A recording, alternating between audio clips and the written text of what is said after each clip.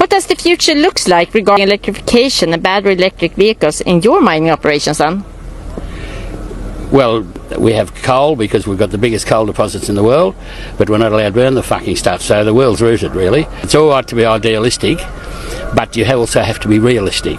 And until the lights go out, the idiots that want to be green on everything and not do mining, not do coal, not do anything, they're going to have to go back and use candles and live in tents, and then they'll no, you might fucking laugh, but it's true.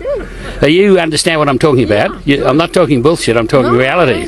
If we don't get realistic, we're fucked. It's as simple as that. We're not allowed to use uranium. We've got the biggest uranium deposits in the world in Australia. We're not allowed to mine the fucking stuff. So it's all fucked. So when half these cunts die, well, the world will be a better place, and then those of us that survive will get it going again. Well, yeah, just that's an no. My next door neighbour, I was talking to him. He's a lawyer, so he's not an idiot.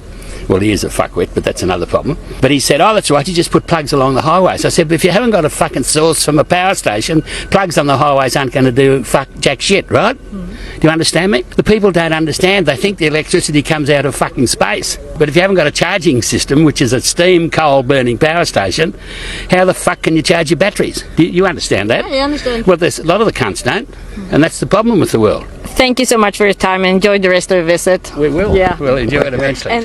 There's a reason why our governments are allowing illegal immigrants to flood our countries, and it's because chaos means that we need control. What Western governments are doing now is manipulation. It's so that we, the people, will accept digital IDs. But if we accept digital IDs, what we're doing is we're saying goodbye to privacy and democracy. It will basically turn us into China and a communist country. Governments will have the power to say, oh, you said something wrong on social media, so you're not allowed healthcare now. Oh, now you're not allowed to use any sort of public transport. You can't go abroad, you can't use buses, you can't even fill your car up.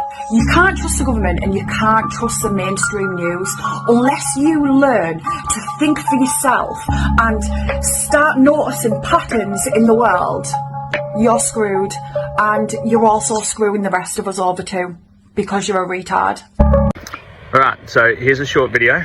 It's going to be Wayne's video, Wayne Glew's video, and it's my explanation to a lot of people out there why I continue to say that we need to do Wayne's method or not vote at all. Wayne is showing massive amounts of treason, fraud and incompetence in our senior levels. They either don't know and they should, or they do know and they should be in jail. That's the way it works, right?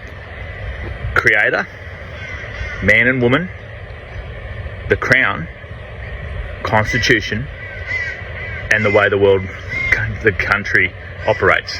That's the way it is. Commonwealth means we the people, right? So we the people of Australia, Commonwealth of Australia, right? We the people of Australia give power to our governing bodies through that constitution on how and where they will exercise that power with or without our permission.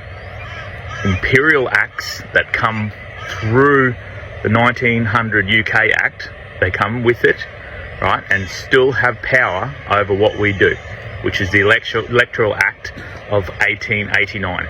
That's the one that he's talking about. The Electoral Act of 1889 is an imperial act. It still stands after Constitution, after Federation, 1901. So we've given it power to give the Constitution, have the government of the day elected after being selected as per that Imperial Act, as per the Election Act 1889, right? We give them the power on how to govern the affairs of our country, not manage the day-to-day of our people, right? So the third tier of government in the council is not allowed under the Constitution. So straight up, there's issues. The four political parties pretending that they're four parties and they're really one party is not in the Constitution. Now, people might roll their eyes and say, oh, you know, it's 100 years, 150 years ago. It is the only document that gives us an evidentiary power a factual power of what we agreed to when we gave them the power to look after our country's matters, right? So if we don't get that right, then voting is useless, because if you start with a lie and think you're going to end up with the truth, you're wrong. That is why Wayne is so passionate about rolling it back till we get it right. And if we don't get it right, okay, so if we don't want it to go back that far, if you want to change an Imperial Act, you have to get the Queen or the successor's permission, right? So that'll be the Electoral Act. If you want to change the Constitution, which there have been, you need to have it through referendum. If you want to change the Act, you have to have bipartisan agreement, which can only happen once the Federation is done properly, by having the original colony constitutions in place, right, at Federation, instead of the fraudulent ones that they did in Western Australia and New South Wales. Now, I'm stealing Wayne's thunder. We had a good chat on Friday night. We're going to have a live pretty soon to help people as they go into this voting conundrum. But if we don't get it right from the start, there's no point voting in someone. And if your federal member, your independent, your Freedom Party can't tell you the basic constitution or rights of the power of we the people gave to them, because you don't know it, so you don't know whether they don't know it, then how are you making a selection on who's going to govern the Australian day-to-days? Not fucking you, right? Not you. Not telling you how to take a shit, not telling you how to walk across a road, not telling you all of the things that they tell you, they fine you for, right? We have to get this right.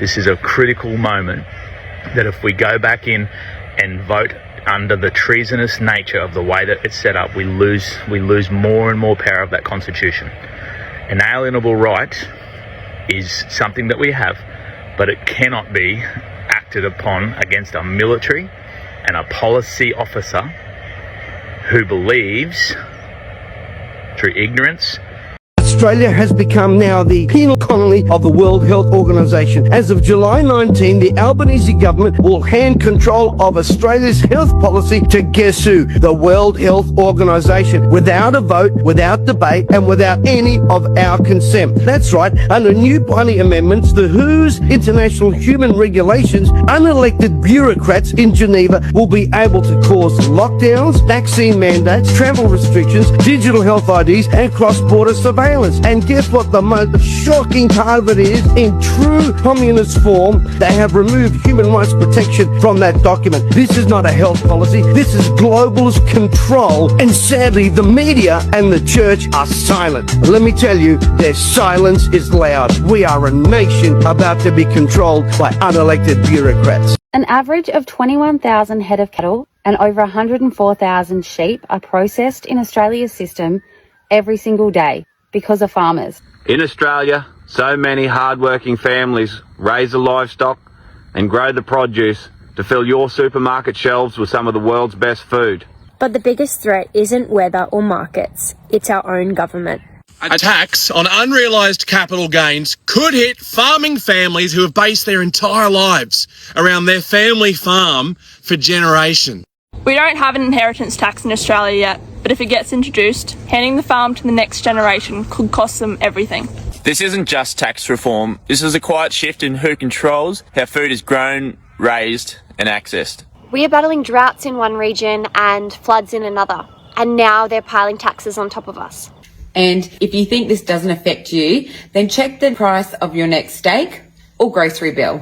We are not just part of the system. We keep the system running every day for every Australian. And we're standing together to protect it. No farmers. No food.